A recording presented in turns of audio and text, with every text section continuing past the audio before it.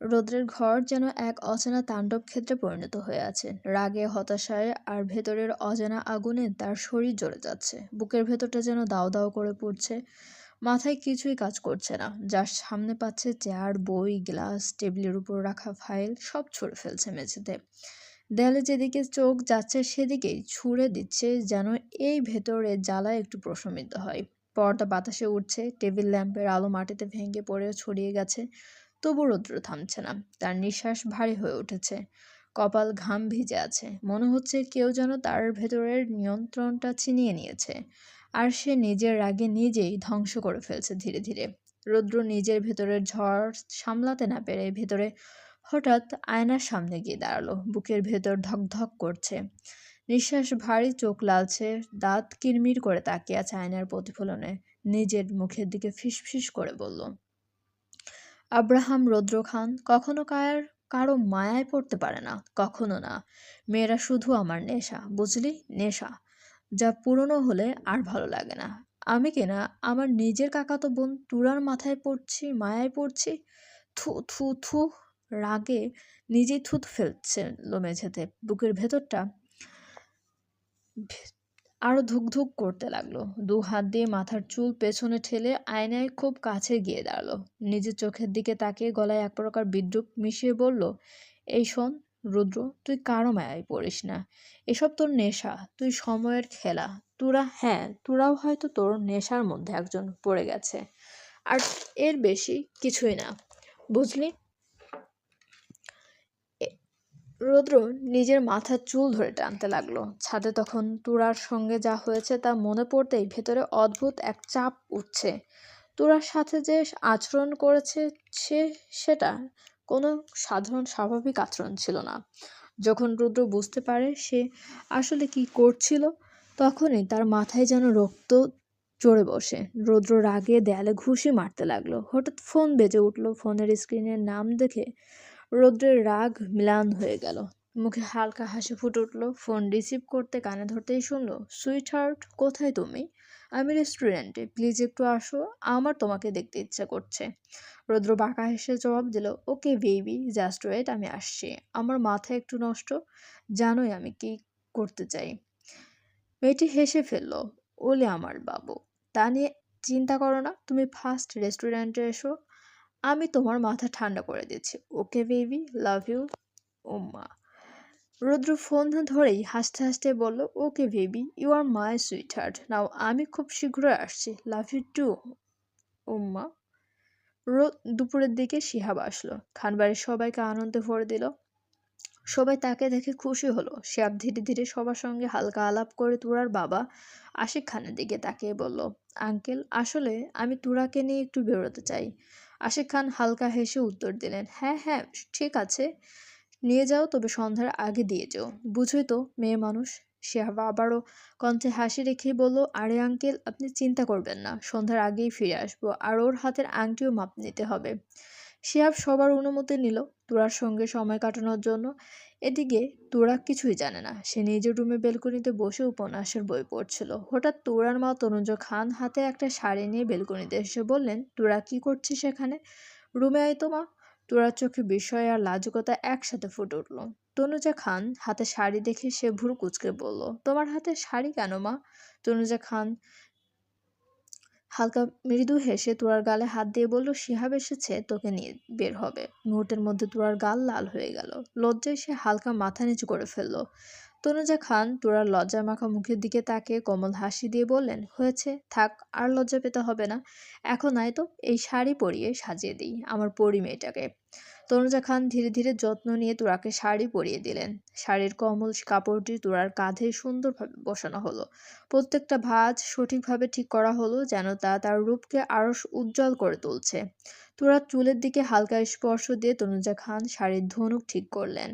ছোট্ট আংটি আর কানের দুল ঠিকভাবে সাজিয়ে দিলেন। তুরার চোখে লাজুকতা আর উত্তেজনার মিশ্রণ ফুটে উঠেছে। তুরা আর শিহাব বাড়ির সবার কাছ থেকে বিদায় নিয়ে গাড়িতে উঠল। দুজনে চুপচাপ বসে আছে, কোনো কথা বলছে না। শিহাব গাড়ি ড্রাইভ করছে আর তুরা বাইরে তাকিয়ে আকাশ আর রাস্তার দিকে চোখ রাখছে। কিছুক্ষণ নীরবতার পর শিহাব হালকা কাশি দিয়ে বলল, কেমন আছো তুরা? তুরা শিহাবের কণ্ঠে শুনে চমকে উঠল, হালকা মাথা দুলিয়ে বলল, ভালো। আপনি? শিহাব হেসে বলল, ভালো হবে না? নিজের পছন্দের লাইফ পার্টনারকে পাচ্ছি, কে বা খারাপ থাকে বলো? লাজুক হয়ে তুরা সামান্য আবারও মাথা নিচু করলো। গাড়ির ভেতরে তাদের টুংটাক কথা হলো।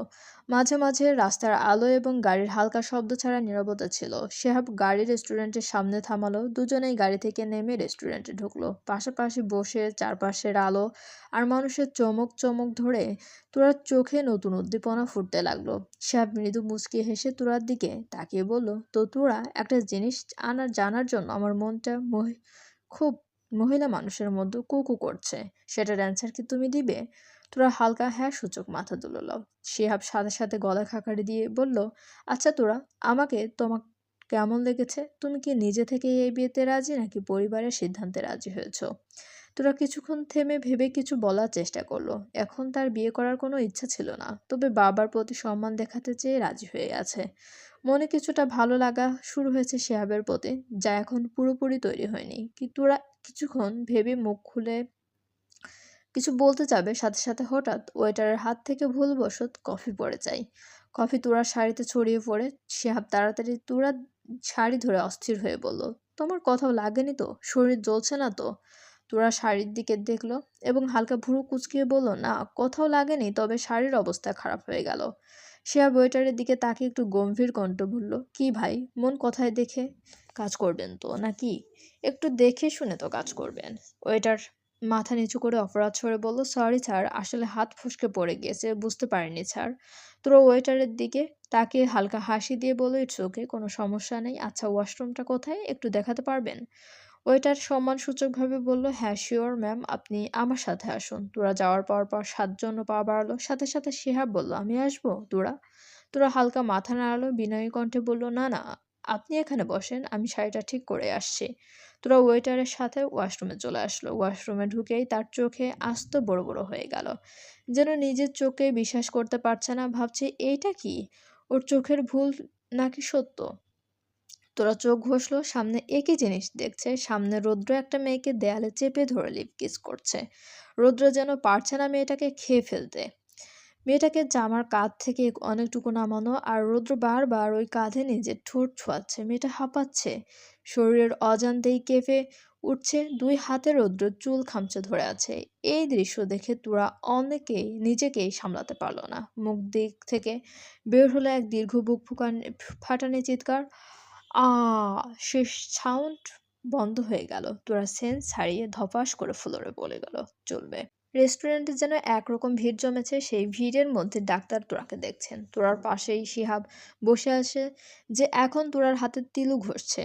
শিহাবের মুখে অন্তর, চাঞ্চল্য আর চিন্তার ছাপ। তোরার কি হলো? কেন সে সেন্স হারিয়ে ফেললো? আর ওইভাবে চিৎকার বা কেন দিল? তোরা যখন চিৎকার দিয়ে সেন্স হারিয়ে ফেলেছিল, সেই চিৎকারে রেস্টুরেন্টের অনেক মানুষ শুনতে পেয়েছে। শিহাব দৌড়ে ওয়াশরুমে এসে দেখে তোরা সেন্স হারিয়ে ফেলেছে। শিহাব সঙ্গে সঙ্গে ডাক্তারকে খবর দিয়ে দিল। তোরার এক পাশে রৌদ্র দাঁড়িয়ে আছে, তার মুখ লাল টকটকা। কিছুক্ষণ আগে তোরার চিৎকার শুনে ঘুরে দাঁড়িয়ে দেখে তোরা। ওয়াশরুমে তোরাকে দেখে রৌদ্র অবাক হয়ে যায়। তোরা এই সময় এখানে কখন এলো? রৌদ্রর ভাবনার মাঝে শিহাব ওয়াশরুমে ঢুকে গিয়েছিল। মুহূর্তেই রৌদ্র বুঝে যায়, তার মানে তোরা শিহাবের সাথে রেস্টুরেন্টে এসেছে। রৌদ্রের কেমন জানি জেলাসি ফিল হয়। মনটা যেন কেন তুরার পাশে শিহাবকে সহ্য করতে দিচ্ছে না। রাগ আর জেলাসি একসাথে তার মনকে দখল করেছে। ডাক্তার তোরাকে দেখে শিহাবের উদ্দেশ্যে বলল, আসলে মেয়েটা মনে হচ্ছে সেন্স হারানোর আগে এমন কিছু দেখেছে যা সে সামলাতে পারেনি, তাই সেন্স সহজে ফিরছে না। আপনি এখন একটা কাজ করুন, বাসায় নিয়ে যান, আর আমি কিছু ওষুধ লিখে দিচ্ছি, যেগুলো খাওয়াবেন, যাতে সেই দৃশ্যটা চোখে আর না থাকে। ডাক্তার বলার সাথে সাথে তোরা মুখ থেকে বিড়বিড় করে বলতে থাকে, ছি ছি, নোংরা কাজ করছে, আমি লজ্জা পাচ্ছি। ছি ছি ছি, লজ্জা করে না ভাইয়া, নোংরা কাজ করছে। ছি ছি, খুব অস্বস্তি করে, এটা ঠিক না, আমি লজ্জা পাচ্ছি। তোরার মুখের কথা শুনে সকলে একে অপরের দিকে তাকালো। শিহাব তো হাওয়া বনে গেল। তোরা এসব কি বলছে? রৌদ্র তোরার কথা শুনে হালকা কেসে উঠল। সে বুঝতে পারলো, যদি এইভাবে থাকে তোরা যে কোনো সময় রেস্টুরেন্টটাকে নোংরা বয় বানিয়ে দিবে। তাই রৌদ্র সব ভেবে কাউকে কিছু বলার সুযোগ না দিয়ে এক প্রকার তুরাকে পাজা করে তুলে নিল এবং শিহাবের উদ্দেশ্যে বলল, আপনি বাড়ি যান, আমি তুরাকে নিয়ে যাচ্ছি। শিহাব কিছু বলতে যাবে, তুরার সাথে সাথে চোখ খুলে নিজের অবস্থান বোঝার চেষ্টা করলো আর নিজেকে রৌদ্রের কোলে আবিষ্কার করলো। মুহূর্তেই তুরা গলা ফাটিয়ে চিৎকার করলো, নোংরা, নোংরা, এই নোংরা, আমি নামান বলছি। আমি আপনি একটা নোংরা, আমি দেখেছি আপনি ওই ওয়া। তোরার কথার শেষ অংশ রেস্টুরেন্টের কেউ শুনতে পারল না, কারণ রৌদ্র এক প্রকার দৌড়ে রেস্টুরেন্ট থেকে বেরিয়ে চলে গেল। তোরাকে নিয়ে শিহাব বরফের মতো জমে দাঁড়িয়ে রইল, যেন সব কিছুর ঘটনা তার মাথার উপর দিয়ে পার হয়ে গেল, কিন্তু ভিতরে কেবল শূন্যতা, কোনো শব্দ বা অনুভূতি প্রবেশ করলো না। তোরা রৌদ্রের শার্টের আঁচড় ধরে ধরে ধরে টানছে, কখনো ঘুষি মারছে আর কখনো চোখ ফাটিয়ে চিৎকার করে বলছে, এই পচা বেড়া মানুষ, পুরুষ মানুষ, নোংরা পুরুষ মানুষ, নামান বলছি। আপনি আপনি ধরেছেন কেন? ঘৃণা লাগছে আমার। আপনাকে নামান বলছি, না হলে আমি কিন্তু কামড় দিব।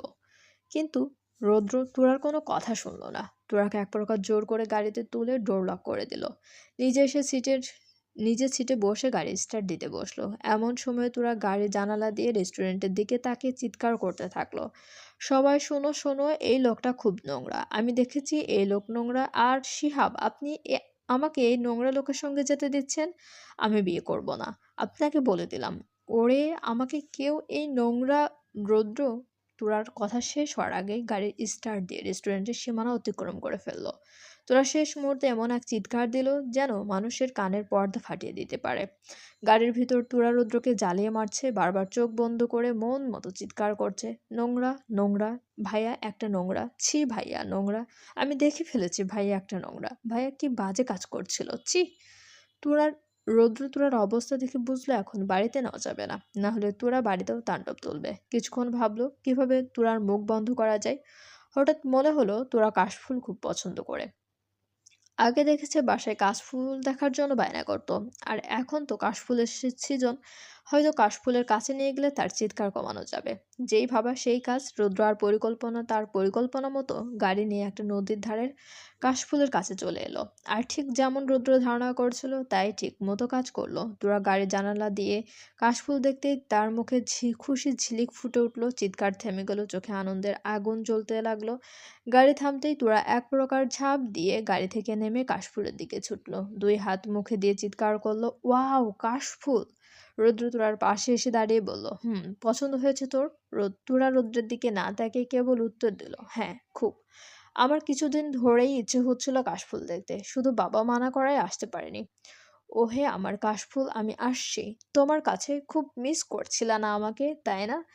আমি আসছি, কথাটা বলেই রুদ্রা কথাটা বলেই তোরা দৌড়ে দিল, একেবারে কাশফুলের ভিতরে ঢুকে গিয়ে খুশিতে আত্মহারা হয়ে নাচতে লাগলো। তোরার খুশি যেন হুঁশই নেই যে তার এই আনন্দের কাণ্ড কারো বুকে ঝড় তুলে দিচ্ছে। আর সেই ব্যক্তিটা আর কেউ নয়, স্বয়ং আব্রাহাম রৌদ্র খান। রৌদ্র তোরার এই হাসি, এই খুশি দেখে যেন বুকের পৃথিবী কেঁপে উঠল। তোরার প্রতিটি পায়ের তাল, ঠোঁটের কোণে ফুটে ওঠা হাসি, সবকিছু যেন রৌদ্রের বুকে সরাসরি তীরের মতো লাগলো। হৃৎপিণ্ডে অদ্ভুত এক স্পন্দন তৈরি হলো। চোখের সামনে তোরার আনন্দ, মৃদু লাজ আর খুশির ঝিলিক সব মিলিয়ে রৌদ্র যেন মুহূর্তের মধ্যে বন্দী হয়ে গেল। আর এই হাসির কোনো প্রতিসাধন সে চাইছিল না, শুধু চোখে রাখতেই হলো। রৌদ্র তুরার দিকে তাকিয়ে হঠাৎ কণ্ঠে কেঁপে ওঠা ভাব প্রকাশ করলো, আমার কি হচ্ছে? আমি তুরাকে দেখে কেন এমন থেমে যাচ্ছি? কেন আমার তুরাকে এত ভালো লাগছে? ওকে দেখলে আমার বুক কেঁপে ওঠে, স্পন্দন কেঁপে ওঠে। কেন ওকে দেখলে আমি দুর্বল হয়ে যাই? কি আছে এই তোড়ার মধ্যে যা আমাকে এত দুর্বল করে তুলছে? মুহূর্তেই রৌদ্র নিজের মাথায় হাত বোলাতে বোলাতে চুল টেনে ধরল, যেন নিজের মনকে খুঁটিয়ে খুঁটিয়ে যাচাই করতে চাইছে, নিজের অনুভূতির গভীরে নামতে চাইছে। এই অদ্ভুত দুর্বলতা, এই অচেনা উত্তেজনা, এই এক ধরনের তাড়না যা তার ভিতরে আগে কখনো অনুভব হয়নি, যা এখন তুরাকে দেখার পর থেকে ইচ্ছা হচ্ছে। রৌদ্র নিজের ভেতরে নিজের সাথে লড়ছে, ঠোঁট নড়ছে ধীরে, চোখে কাশফুলের আলো ছায়, কিন্তু মনের ভেতর এক প্রচণ্ড অস্থিরতা। সে নিজের মনকে উদ্দেশ্য করে নিচু গলায় বলল, আমার মন, তুই যে তুরাকে চাইছিস, তুরাকে তোকে চাইবে? তুই তো কত মেয়ের সঙ্গে নিজের অস্তিত্ব নষ্ট করেছিস, এবং কি আজ তুই তোরার সামনেও একটা নোংরা লোকে পরিণত হলি। আমি তো ওকে এই কাশফুলে নিয়ে এসেছি শুধু এজন্য যেন ও আমাকে নোংরা না বলে, আমার আসল রূপটা যেন ঢেকে থাকে। তাহলে এখন কেন আবার ওর দিকেই টেনে নিচ্ছিস বল? আমি যদি সত্যি ওর প্রতি আসক্ত হয়ে যাই তাহলে তো আমি শুধু নিজেই ভালো চাইবো। ওর কি ভালো হবে না খারাপ হবে সেটা আমি দেখব না। প্লিজ আর তাকাস না ওর দিকে। শান্ত হ, এইভাবে থেমে যা। এই চোখ দুটোকে আটকিয়ে দে, বন্ধ করে দে। এখানে তোড়ার দিকে আর তাকাস না। রৌদ্র, না তাকাস। এই কথাগুলো বলতে বলতে রৌদ্রের গলা কেঁপে উঠল। বুকের ভিতরটা ভারী হয়ে উঠল। যেন নিজের ভিতরে ডুবে যাচ্ছে, নিজের মনকে বোঝাতে চায়। কিন্তু মনটা যেন তুরার হাসির আলোয় প্রতিবার নতুন করে জেগে উঠছে। রৌদ্র ধীরে ধীরে তুরার দিকে এগোতে লাগলো। প্রতিটি পদক্ষেপে বুকের ভিতর ধুকপুক শব্দটা আরো জোরে কাঁপছে। কাশফুলের কমল সাদা ঢেউয়ের মাঝ দিয়ে এগিয়ে যেতে যেতে সে তুরার পিছনে এসে দাঁড়ালো। তোরা তখন কাশফুলে মুগ্ধ হয়ে কখনো ঝুঁকে ছুঁয়ে দেখছে, কখনো বাতাসে ওড়ানো ওর তুলোর মতো ফুলগুলো ধরার চেষ্টা করছে। হঠাৎ তোরা পেছনে ফিরে তাকাতেই রৌদ্রকে এতটা কাছে দেখে সে চমকে উঠল। এক ধাপ পেছনে সরে গিয়ে কেঁপে ওঠা কণ্ঠে বলল, নোংরা আপনি! থুক্কু ভাইয়া, আপনি এখানে? রৌদ্র কোনো উত্তর না দিয়ে ধীরে ধীরে আরো কাছে এগিয়ে এলো। চোখের গভীরে দৃষ্টিতে তোরা চোখে চোখ রেখে শান্ত অথচ ভারী গলায় বলল, কেন তোরা আমাকে এইভাবে টানছিস বল? তোরা আমি যদি একবার তোকে তোর টানে চলে আসি তাহলে তুই ঠিক থাকতে পারবি তো? তোরা কিছুই বুঝে উঠতে পারল না, শুধু অবাক হয়ে তাকিয়ে রইল। মনে হলো রৌদ্রের মুখের প্রতিটা শব্দ যেন কোনো অজানা ভাষায় বলা। তার ভাবনার মাঝে রৌদ্র আরো এক পা কাছে এলো। তাদের নিঃশ্বাস প্রায় একে অপরের গালে ছুঁয়ে যাচ্ছে। রৌদ্র এবার আরো গভীরভাবে তাকিয়ে বলল, কি হলো? চুপ করে আসিস কেন? বল, কেন আমার বুকে ঝড় তুলে দিচ্ছিস? কেন আমাকে এতটা দুর্বল করে দিচ্ছিস? তোরা হঠাৎ থমকে গেল। এই মুহূর্তের জন্য তার চোখে ভয় আর বিস্ময় একসাথে ভেসে উঠল। তারপর ধীরে ধীরে এক পা পিছিয়ে গিয়ে অবাক কণ্ঠে বলল, ভাইয়া, আপনি এসব কি আবোল তাবোল কথা বলছেন? আমার ভয় লাগছে আপনাকে। এই কাশফুলে আপনাকে আবার কোনো পেতনি টেতনি ধরলো না তো? বলেই তোরা ফিক করে হেসে উঠল। একটা শিশুসুলভ দুষ্টু হাসি, যেন রৌদ্রের গভীর কথাগুলো তার কাছে কেবল এক মজার কৌতুক। কিন্তু সেই হাসিটাই আবার রৌদ্রের বুকে অ নতুন এক ঝড় তুলল। রৌদ্র ধীরে ধীরে তোরার দিকে এগোতে লাগলো। তোরা রৌদ্রের ভেতরে সেই দৃষ্টি দেখে এক ধাপ, তারপর আরেক ধাপ পিছাতে লাগলো। কিন্তু রৌদ্র থামলো না। সে যেন নিজের নিয়ন্ত্রণ হারিয়ে ফেলেছে। তার কণ্ঠটা ভারী হয়ে উঠল, নিঃশ্বাস গরম হয়ে উঠল চারপাশের বাতাসের মতো। ধীরে ধীরে তোরার দিকে এগোতে এগোতে সে বলল, আমার ভিতরে কোনো পেতনি ভর করেনি, করেছিস তুই। তোর মতো পেত্নী আমার উপর ভর করেছে, যা আমাকে দুর্বল করে দিচ্ছে। আর যদি তুই ভাবিস আমার ভিতরে কোনো পেত্নী প্রবেশ করেছে, তাহলে তুই কান খাড়া করে শুনে রাখ, ওই পেত্নীটা আর কেউ না, তুই। কথা শেষ করার মুহূর্তেই তোরা পিছাতে পিছাতে রাস্তার সীমা অতিক্রম করে নদীর কিনারায় এসে দাঁড়িয়েছে। কখন সে টেরই পায়নি বাতাসে কাশফুল উড়ছে, তুরার পায়ের নিচে নরম ঘাস সরে যাচ্ছে। রৌদ্র শেষ কথাটা যেন বজ্রপাতের মতো এসে পড়ল তার কানেও। পত্নীটা আর কেউ না, তুই। তোরা থমকে গেল, এক পা পিছিয়েই যেন ভারসাম্য হারিয়ে দুলে উঠল নদীর বুকে। নিজের শরীর টেনে ধরে বাঁচার চেষ্টা করছে, কিন্তু পায়ের নিচের মাটি যেন ফসকে যাচ্ছে। ঠিক তখনই রৌদ্র এক লাফে এগিয়ে এসে তোরার হাত শক্ত করে চেপে ধরল। রৌদ্র তোরার রৌদ্র হাত ছেড়ে দিলেই তোরা পড়ে যাবে নদীতে। এমন একটা পরিস্থিতিতে এসে পড়েছে তোরা। তোরা রৌদ্রের দিকে তাকিয়ে রইল, যার চোখে এখন অদ্ভুত এক গভীর দৃষ্টি। সে বুঝতে পারছে না রৌদ্র আসলে কি বলছে। সবকিছু যেন মাথার উপর দিয়ে যাচ্ছে, কিন্তু মনের ভিতর দিয়ে একটু ঢুকছে না। তোরা কিছু বলার আগে রৌদ্র নিচু স্বরে বলল, তুই অপরাধ করেছিস তোরা, তুই আমাকে জ্বালাস। তোকে দেখলেই আমি দুর্বল হয়ে যাই, এখন আমাকে জ্বালানোর শাস্তি পা। কথাটা বলেই রৌদ্র তুরার হাত ছেড়ে দিল, আর তুরার সাথে সাথে চলবে। পানিতে ভিজে দুজনেই চুপচাপ হয়ে গেছে রৌদ্র আর তোরা। কিছুক্ষণ আগে রৌদ্র যখন তোরার হাত ছেড়ে দিয়েছিল, তখন তোরা কোনো রকমে তারা হাত ধরে ফেলেছিল আর রৌদ্রকে নিয়েই নদীতে ঝাঁপিয়ে পড়েছে। গাড়ির ভিতরে এখন দুজনে চুপচাপ। তোরা এক মনে জানালা দিয়ে বাইরে তাকিয়ে আছে, আর রৌদ্র এক মনে গাড়ি চালাচ্ছে, চোখ পথের উপর, কিন্তু মন এখনো নদী আর তোরার সঙ্গে আটকে। নিস্তব্ধতা এখন এমন, যেন শব্দের কোনো দরকার নেই, শুধু মুহূর্তের ভার আর অনুভূতি রৌদ্রের মনের মধ্যেই ঘুরপাক খাচ্ছে। অবশেষে দুজনেই বাড়িতে এসে পৌঁছালো। বাড়ির ভিতরে ঢুকতেই আনোয়ার খান তাদের দিকে ঘুরে দেখলেন। খুব মুখে গম্ভীর ভাব, কণ্ঠে কঠিন গর্জন। কি ব্যাপার, তোদের দুজনের শরীর ভিজা কেন? আর এতক্ষণ কোথায় ছিলি দুজনেই? রৌদ্র সাথে সাথে বলল, মুখে হালকা বা বিব্রত মিশিয়ে, বাবা আসলে তোরা নাকি খুব কাশফুল দেখতে মন চেয়েছিল। বাসায় আসার আগে সেই দিক দিয়ে এ- একটু ঘুরে আসলাম, হঠাৎ করে তোরার সাথে আমার ঝগড়া লেগে গেল। আর তোরা আমাকে ধাক্কা দিয়ে নদীতে ফেলে দিতে লেগেছিল। আমি পড়ে যাচ্ছিলাম, কিন্তু জেদের বসে আমি তোরার হাত ধরে ওকে নিয়েই নদীতে পড়ে গিয়েছি। তোরা চোখ বড় বড় করে রৌদ্রের দিকে তাকালো, রৌদ্রও সাথে সাথে চোখ মারলো। তোরা চুপচাপ মনে মনে ভাবলো, শালাই তো কাহিনী উল্টিয়ে দিচ্ছে। তোরার ভাবনার মাঝে আনোয়ার খান বলল, তোরা তুই রুমে যা। তোরা মাথা নাড়িয়ে চুপচাপ চলে গেল। আনোয়ার খান রৌদ্রের দিকে তাকিয়ে বলল, রৌদ্র তুইও গিয়ে চেঞ্জ করে নিয়ে আয়, তোরা বিয়ের লিস্ট করতে হবে, সময় কম। মুহূর্তে রৌদ্রের বুকের ভেতর হঠাৎ কেমন যেন কেঁপে উঠল। তোরার বিয়ের কথা শব্দগুলো যেন তার কানে বাজলো। তার মনটা হঠাৎ অস্থির হয়ে উঠল। যে চুম্বক টান যে চুম্বক তাকে টানছে, সেই চুম্বক অন্য কারোর হাতে চলে যাচ্ছে। চোখের সামনে এক অদ্ভুত শূন্যতা। রাতের বেলা খান বাড়িতে সকল আত্মীয় স্বজন আসা শুরু করলো। করবেই না কেন, পরশুদিন তুরার গায়ে হলুদ। খানবাড়ি যেন এক মুহূর্তের উৎসবের আলো আর ধুলোর মিশ্রণে ভরে উঠল। হলরুমে সকলের আড্ডা, হাসি খুশি আর মজা সবই জমে উঠেছে, কিন্তু এত আনন্দের মাঝেও রৌদ্রের মনে শান্তি নেই। যখন থেকে সে বুঝতে পেরেছে তুরার বিয়ে হয়ে যাচ্ছে, তখন থেকে তার বুকের ভিতর অদ্ভুত অস্থিরতা ভর করেছে। যেন কিছু হারিয়ে যাচ্ছে, কিছু চুরি হয়ে যাচ্ছে। এক অজানা শূন্যতায় অনুভূতি তাকে বারবার কাঁপিয়ে তুলছে। পাগলের মতো দেয়ালে একের পর এক ঘুষি দিচ্ছে রৌদ্র। সে কোনোভাবেই এই বিয়ে মানতে পারছে না। তার হাতের শক্তি, ঘুষির আঘাত সবই রাগ আর বেদনার মিশ্রণে কেঁপে উঠছে। নিজের মন শুধু বলছে, তোরাকে তুই করে নে, কারণ তুই তোরার প্রতি আঁকড়ে গিয়েছিস। রুদ্রের চোখ লাল, বুকের ভেতরে এক অদ্ভুত শূন্যতা যা তাকে কোনোভাবে শান্ত হতে দিচ্ছে না। কিছুক্ষণ ঘুষি দিয়ে রৌদ্র হাঁপাতে হাঁপাতে মাথার চুল পিছনে ঠেলে দিয়ে বলল, তোরা পাখি, তুই আমাকে টেনে অন্যজনের গায়ে যেতে চাও, তা আমি হতে দেব না। আমি নিজের অনুভূতির সাথে আর লড়তে চাই না। আমার যা বুঝার বুঝা হয়ে গেছে। আমি তোকে, আমার তোকে চাই, মানে চাই। আর আমি বলেছিলাম আমাকে টানিস না, যদি টানিস তাহলে তুই বিপদে পড়বি। এখন তোর সময় শেষ, তোর বিয়ে হবে, গায়ে হলুদ হবে, তুই কবুলও বলবি, আর সেই কাজগুলোই তুই আমার নামে করবি। দিস ইজ ফাইনাল তোরা, ইউ আর মাইন। রৌদ্রের চোখে আগুন, কণ্ঠে কম্পন, বুকের ভেতর উত্তেজনা আর প্রেমের ঝড় সব মিলেমিশে এক অদ্ভুত উত্তাপ তৈরি করছে। তোরার নাম উচ্চারিত মাত্রই যেন সময় থমকে গেছে, আর রৌদ্রের মন শুধু এই এক শব্দে আটকে আছে।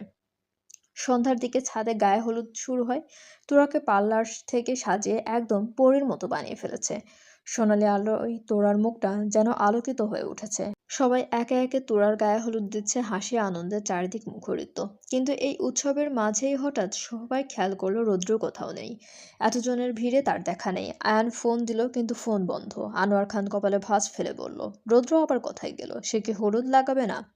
আরফা মাঝখান থেকে বলল, আমি রৌদ্র ভাইয়াকে গাড়ি নিয়ে বের হতে দেখেছি।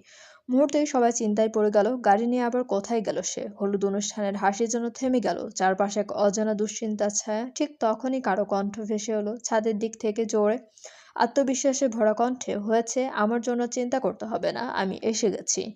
সবার চোখ গেল ছাদের দরজার দিকে, যেখানে রৌদ্র দাঁড়িয়ে আছে, হাত দুটো পিছনে, মনে হচ্ছে পিছনে কিছু এনেছে। রৌদ্র এগোতে এগোতে তোরার উদ্দেশ্যে বলল, আমি একটা কাজে গিয়েছিলাম আমার কিউট না মানে তোরার জন্য গিফট আনতে। সকলে অবাক চোখে তাকালো রৌদ্রের দিকে। রৌদ্র তোরার কাছে এসে পিছন থেকে কিছু একটা বের করে তোরার সামনে দিয়ে বলল, কংগ্রাচুলেশন তোরা, আমার তরফ থেকে তোর জন্য এই ছোট্ট গিফট, তুই কি গ্রহণ করবি? তোরার সাথে সাথে খুশি হয়ে গিফটটা নিয়ে বলল, ধন্যবাদ ভাইয়া। সকলে জোরে হাত তালি দিতে থাকলো। রৌদ্র সামান্য হলুদ হাতে নিয়ে তোরার মুখে লাগিয়ে দিল, তারপর কানে কানে ফিস ফিস করে বলল, রাতেই গিফটটা খুলবি, তোর জন্য স্পেশাল কিছু আছে, একটা সুন্দর রুমাল পাবি, সেটার ঘ্রাণ নিবি, দেখবি এত সুন্দর একটা ঘ্রাণ যার তুই নিজেই পাগল হয়ে যাবে। কথাটা বলেই রৌদ্র মুচকি একটা হাসি দিয়ে বক্সের দিকে এগিয়ে গেল। সাথে সাথে ছেলেদের উদ্দেশ্যে গলা চড়িয়ে বলল, এই চুপচাপ দাঁড়িয়ে আছিস কেন? গান দে, আমার বিয়ে, আমি নাচবো না তা কি করে হয়? Music on. রৌদ্রের কথাটা শেষ হতেই বক্সে গান বাজতে শুরু করলো। মুহূর্তেই ছেলেরা যেন পাগল হয়ে গেল, কেউ হাত উঁচু করে, কেউ ব্যাঙের মতো লাফাতে লাফাতে নাচতে শুরু করলো। আর সেই ব্যাঙেরদের ভিড়ে রৌদ্র এখন ঠিক মাঝখানে গায়ে হলুদ মেখে পুরো পাগলামির ছন্দে লাফাচ্ছে। ছেলেদের এই পাগলামি দেখে মেয়েরা হেসে একেবারে গড়াগড়ি খেতে লাগলো। কেউ পেট চেপে হাসছে, কেউ ফোন তুলে ভিডিও করছে, হাসির রোল যেন ছাদটা কাঁপিয়ে দিচ্ছে। কিন্তু সেই আনন্দের মাঝেও এক কোণে চুপচাপ দাঁড়িয়ে আছে আরিশা। ওর চোখ কোথাও হারিয়ে গেছে। আরিশাকে এভাবে চুপ নিশ্চুপ দাঁড়িয়ে থাকতে দেখে আরফা এগিয়ে এলো। একটু অবাক হয়ে বলল, কি হয়েছে? তুই চুপ কেন রে? একটু আগে তো কত চিল্লাচিল্লি করছিলি, হঠাৎ হঠাৎ সাউন্ড চুপ হলো কেন রে? আরিশা ধীরে ধীরে বলল, চিন্তায় ডুব হয়ে যাওয়া গলায়। তুই কিছু শুনেছিস? আরফা ভ্রু কুঁচকে বলল, কি শুনবো? আরিশা গলায় হালকা সন্দেহ আর বিভ্রান্তি নিয়ে বলল, আর রৌদ্র ভাইয়া তখন কি বলল? আমার বিয়ে আমি নাচবো না তা কি করে হয় বল? কিন্তু বিয়েটা তো রৌদ্র ভাইয়ার না, তুরার। তাহলে ভাইয়া এই কথা কেন বলল? আয়শা কথার সাথেই আরফার মুখেও থমকে গেল। এক মুহূর্তে ওর চোখে যেন এক ঝলক সবকিছু ফিরে এলো। রৌদ্রের সেই কথা, তার দৃষ্টিটা, হাসিটা। তারপরেই ওর মুখে ধীরে ধীরে একটা ফিক করে হাসি ফুটলো। আরে ভাইয়া হয়তো মজা করে বলেছে। তুই শুধু শুধু এটা নিয়ে ভাবছিস। চল এখন তুরার ওইখানে যাই না, সবাই তো আনন্দে মেতে উঠেছে। বলেই আরফা হাত ধরে আরশিকে টেনে নিয়ে গেল তুরার দিকে। ছেলেরা এখনো নাচছে, কেউ জোরে চেঁচাচ্ছে, কেউ সিটি বাজিয়ে আকাশ মাথায় তুলছে। কারো শার্টে হলুদের ছাপ, কারো গায়ে ঝলমলে আলো ঝলকাচ্ছে। ছাদের বাতাসে এখন হাসির শব্দ, গানের তালে হাসি, মাটির হালকা কম্পন। আর তার মাঝখানে তুরা গায়ে শুধু ফুলের মালা, গালে হলুদের ছোঁয়া, ঠোঁটে একরাশ লাজুক হাসি। পুরো ছাদটা যেন এক মুহূর্তে আনন্দে রঙিন হয়ে উঠল। কিন্তু কোথাও এক কোণে বাতাসের সাথে মিলিয়ে গেল একটুখানি অজানা অস্থিরতা, যা শুধু রৌদ্রের মনেই ভেসে উঠছে। সবার আনন্দে নাচার মধ্যে রৌদ্রের চোখ যেন কেবল একটাই দৃশ্য, তুরার মুখ। চারপাশের হাসি, গান, আলো সব মিলেমিশে যেন তুরাকেই ঘিরে আছে। গায়ের হলুদের আলোয় তুরার মুখটা একদম পরীর মতো লাগছে। চোখ নিচু, ঠোঁটে হালকা লাজুক হাসি, গালে একটু হলুদের ছোঁয়া। আর সেই নিঃশব্দ সৌন্দর্যে যেন রৌদ্রের বুকের ভেতর তোলপাড় করে দিচ্ছে। রৌদ্র গভীর দৃষ্টিতে তাকিয়ে মনে মনে বলল, পাখি, এইভাবে লজ্জা পাস না, না হলে আমি আরো শেষ হয়ে যাব। আর কিছুক্ষণ, আর মাত্র কিছুক্ষণ, তারপর তুই শুধুই আমার, একদম আমার নামে দখল করে ফেলবো। তুই শুধু রৌদ্রের ঠোঁটে তৃপ্তির হাসি খেলে গেল। চারপাশে যতই হইচই হোক, রৌদ্রের মন এখন এক অদ্ভুত নিঃসুপ আগুনে পড়ছে, যে আগুনে তোরাকে নিজের করে নেওয়া জেদ আর অধিকার সব একসাথে জ্বলে উঠেছে। অনুষ্ঠান শেষ হতে হতে রাত 1টা বেজে গেল। পুরো খানবাড়ি যেন ক্লান্তির ভারে ঢলে পড়েছে আজ। হাসি, চেঁচামেচি, হইচই সব মিলিয়ে এখন কেবল নরম নিস্তব্ধতা। একে একে সবাই নিজেদের ঘরে চলে গেছে। আলোগুলো ম্লান হয়ে এসেছে। তোরাও হেলতে দুলতে নিজের রুমে ঢুকে দরজা বন্ধ করে দিল। আয়নার সামনে দাঁড়িয়ে নিজের মুখটা দেখে হালকা হাসলো। হলুদের রঙে মুখ একদম কচু পাতার মতো হলুদ, ঠোঁটে শুকিয়ে যাওয়া লিপস্টিক, চোখে ঘুম আর ক্লান্তি। তোরা ছোট্ট করে নিঃশ্বাস ফেলে ওয়াশরুমে ঢুকে গেল। কিছুক্ষণ পর ফ্রেশ হয়ে বের হয়ে এসে চুলটা তোয়ালে দিয়ে শুকাতে শুকাতে বিছানার দিকে এগোলো। শরীরটা এখন একদম ভারী হয়ে আছে, চোখে ঘুম ভর করছে। ঠিক তখনই দৃষ্টি গেল টেবিলের উপর রাখা ছোট্ট সেই গিফট বক্সটার দিকে, রৌদ্রের দেওয়া গিফট। হঠাৎ থেমে গিয়ে কিছুক্ষণ তাকিয়ে রইল বক্সটার দিকে। মনে মনে ভাবতে লাগলো, এখন খুলবো নাকি সকালে? সকালে হয়তো মনে থাকবে না, কিন্তু এখন নিজের সঙ্গে নিজেই এই দোটানার মধ্যে শেষমেশ তোরা মুচকি হেসে গিফটটা হাতে তুলে নিয়ে বলল, সকালে হয়তো আর মনেও থাকবে না, এখন দেখি ভাইয়া আমাকে কি দিল। তোরার কণ্ঠে ছিল কৌতূহল, চোখে হালকা উচ্ছ্বাস, কোথাও যেন অজানা এক শিহরণ, যেন কিছু একটা ঘটতে যাচ্ছে, যা হয়তো তার রাতটাকে বদলে দেবে। তোরা হাসিমুখে গিফটটা হাতে নিয়ে এক এক করে গ্রাফিং পেপারগুলো খুলতে লাগলো। প্রতিটা স্তর খোলার সাথে সাথেই ওর বুকের ধুকপুকানি কেমন জানি বেড়ে যাচ্ছে। ও নিজেও জানে না এই গিফটটা খোলা মানে শুধু একটা বাক্স খোলা না, বরং নিজের জীবনকে পাল্টে দেওয়া। তোরা কাগজের শেষ টুকরাটা সরিয়ে যখন বক্সটা খুললো, ঠিক সেই মুহূর্তে ওর চোখে বড় বড় হয়ে গেল। নিঃশ্বাস যেন গলায় আটকে গেল, কারণ বক্সের ভিতরে যা আছে সেটা তোরার কল্পনার বাইরে। ওর ঠোঁট কাঁপছে, চোখের পলক থেমে গেছে, শরীর একদম স্থির, কারণ বক্সে চলবে